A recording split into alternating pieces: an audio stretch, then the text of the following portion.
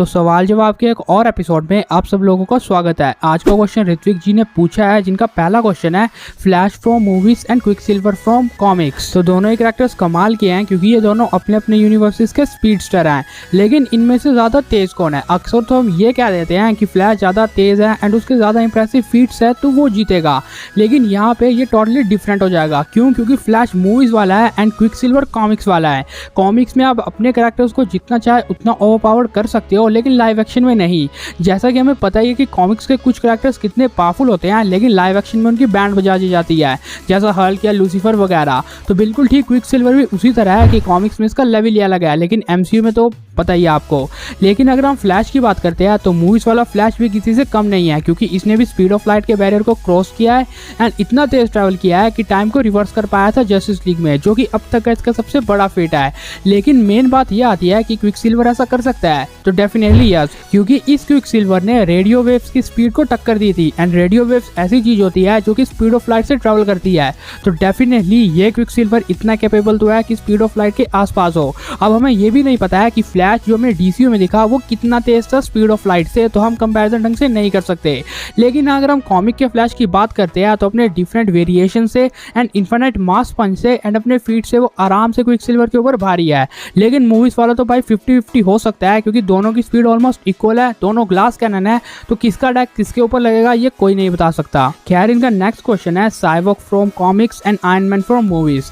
अब ये डेफिनेटली एक बहुत तगड़ा क्वेश्चन है। अगर आपको ऐसा लग रहा है कि आयरन मैन तो एक जीनियस एंड ऐसे ही हरा देगा वो साइबॉर्ग को, तो आप बिल्कुल गलत हो। अब ऐसा इसीलिए है क्योंकि कॉमिक्स में साइबॉर्ग अपनी पावर्स का बहुत अच्छी तरह यूज करता है। चलो मैं आपको एक एक करके बता ही देता हूँ। सबसे पहली बात तो कि साइबॉर्ग को मदर बॉक्स से पावर मिली है एंड कॉमिक्स में वो उस पावर का फुल पोटेंशियल पे यूज करता है, क्योंकि साइबॉर्ग किसी भी टाइप की टेक्नोलॉजी को हैक कर सकता है अपने इस पावरफुल मदर बॉक्स की पावर से। सेकंड बात कि वो कहीं भी कम्युनिकेट कर सकता है ऑल अराउंड द वर्ल्ड, मतलब कहीं भी एआई को हैक कर सकता है, किसी को भी हैक करके एक बड़ी से बड़ी सैटेलाइट को भी तोड़ सकता है। अपनी साइबरनेटिक एनहेंसमेंट की मदद से उसकी strength, durability, speed, reflexes and stamina काफी ज्यादा बढ़ जाता है, क्योंकि वो मदर बॉक्स से चार्ज है। उसके पास एडवांस सेंसर है एंड वेपन सिस्टम है। उसका वेपन सिस्टम लिटरली इस तरह से वर्क करता है कि अगर उसे कोई भी खतरा महसूस हो तो वो पावरफुल से पावरफुल फॉर्म को अचीव करवा देगा साइबॉर्ग को, एंड फिर आपको पता ही है वो किसी का क्या हाल कर सकता है। साइबॉर्ग के पास फ्लाइट कंप्यूटर है, जिसकी वजह से उसे interfacing nano regenerative healing factor मिलता है।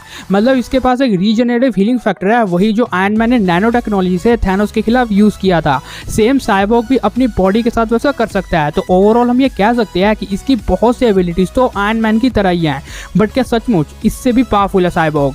क्यों? क्योंकि ये शेप शिफ्ट कर सकता है अपनी बॉडी को, मतलब अपनी बॉडी को किसी पावरफुल वेपन में कन्वर्ट करना हो या इसके अलावा अपनी पूरी बॉडी को ही किसी और चीज में चेंज करना हो, साइबॉर्ग वो करके देगा आपको।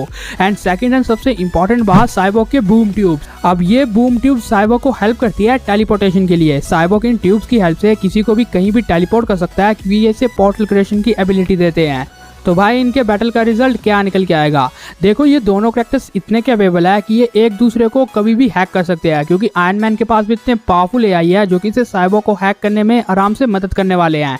एंड सेकंड कि साइबॉर्ग भी इतना इंटेलिजेंट है अपने मदर बॉक्स की वजह से ऑब्वियसली, जो कि आयरन मैन को भी कभी भी हैक कर सकता है एंड किसी भी टाइप की टेक्नोलॉजी को हैक करने का एडवांटेज साइबॉर्ग के पास ऑलरेडी है। तो ये दोनों एक दूसरे को हैक कर सकते हैं, बट फाइनल विनर कौन निकल के आएगा? देखो, अगर आपको नहीं पता तो आयरन मैन के पास एक ईएम सिस्टम रहता है उसके आर्मर के अंदर फिट, एंड आपको पता है कि ये काम करता कैसे है। मतलब इसकी रेंज में जो भी चीजें आएंगी इलेक्ट्रिकल से रिलेटेड, वो उन सब को ही काम करवाना बंद कर देगा। एंड आयरन मैन के पास ये सबसे बड़ा एडवांटेज है कि इसकी रेंज भी 50 to 100 मीटर तक रहती है। बट अगेन कि आयरन मैन अपनी हर फाइट में इसे इंक्लूड करके तो नहीं चलेगा अब। तो ओवरऑल फाइनल कंक्लूजन मेरा ये निकल के आता है कि साइबॉर्ग अपने वूम ट्यूब्स का यूज जब करेगा तो डेफिनेटली वो आयरन मैन को बीट कर देगा, क्योंकि वूम ट्यूब्स की हेल्प से वो आयरन मैन को कहीं भी टेलीपोर्ट कर सकता है किसी बहुत गर्म स्टार में, लाइक सन या कहीं और, जिससे आयरन मैन का काम वहीं पे तमाम हो जाएगा। हालांकि उसकी रेंज भी उतनी नहीं होगी, लेकिन सन तक तो वो जा ही सकता है। लेकिन यहाँ पे एक और ट्विस्ट है, ये बैटल होगा सिर्फ नॉन प्रिपरेशन टाइम के अंदर, क्योंकि हमें पता है कि जीनियस का सीधा पॉइंट आयरन मैन के पास है एंड वो कितना इंटेलिजेंट है। इसीलिए अगर हम उसे प्रिपेयर होने का टाइम दे तो वो बहुत बुरा हाल कर सकता है साइबॉर्ग का।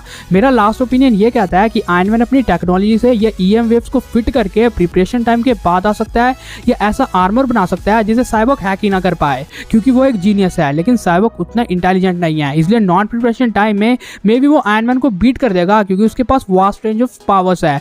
लेकिन प्रिपरेशन टाइम के बाद आयरन मैन जैसे बीइंग को बीट करना लिटरली इम्पॉसिबल है। इनका नेक्स्ट क्वेश्चन है कि स्पाइडरमैन वर्सेस बैटमैन बट दोनों मूवी से होने चाहिए। इसका आंसर तो आप ही दे दोगे क्योंकि हमें पता है कि इस बैटल में भी preparation time and non preparation time matter करेगा।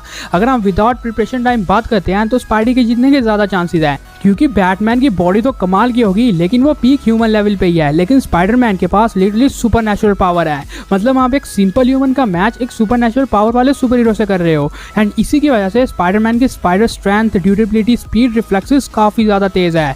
स्पाइडरमैन की मेन एबिलिटी है उसकी एजिलिटी, जिसकी हेल्प से वो उसे देख भी नहीं सकता ढंग से। मतलब बैटमैन अगर स्पाइडर को रोकने की कोशिश करेगा तो स्पाइडर इतना ज़्यादा एजाइल है कि वो आराम से डॉच कर जाएगा उसके सारे अटैक से विदाउट प्रिपरेशन टाइम एंड फिर अपने वेब्स की हेल्प से उसकी आंखों को ढक सकता है वो एंड उसके पास इलेक्ट्रिक वेब्स भी है। अब तो स्पाइडरमैन के पास उसका सिक्स सेंस है जो कि उसे सिंपली हेल्प कर देगा बैटमैन को बीट करने के लिए। ऊपर से उसकी स्ट्रेंथ काफ़ी ज़्यादा है बैटमैन से यार, मतलब वो बिल्डिंग्स तक को होल्ड कर सकता है, ऐसी शिप्स को तो क्या रोक देता है वो, तो बैटमैन उसके आसपास भी नहीं है। लेकिन प्रिपरेशन टाइम के बाद तो भाई बैटमैन का पर्रा पूरी तरह भारी है क्योंकि फिर वो कुछ पावरफुल आर्मर क्रिएट कर सकता है स्पाइडरमैन के खिलाफ जो आर्मर उससे भी ज़्यादा तेज निकले एंड उसकी स्पीड को ही डिटेक्ट कर ले। स्पाइडरमैन को वो पकड़ के इतना बुरा मारेगा कि आप सोच भी नहीं सकते। उसका आर्मर इलेक्ट्रिक प्रूफ होगा, बुलेट प्रूफ होगा एंड कहाँ उसने गन्स छुपाई होंगी ये भी आपको आइडिया नहीं लगेगा। तो ओवरऑल मैं ये कहना चाहता हूँ कि भाई स्पाइडरमैन विदाउट प्रिपरेशन टाइम तो जीत जाएगा, लेकिन प्रेप टाइम के बाद जिस बंदे ने सुपरमैन जैसे बीइंग को हराया हो वो स्पाइडरमैन को बहुत आराम से बीट करने वाला है। खैर इनका नेक्स्ट क्वेश्चन है कॉमिक से ज्यूस एंड थॉर मूवी से।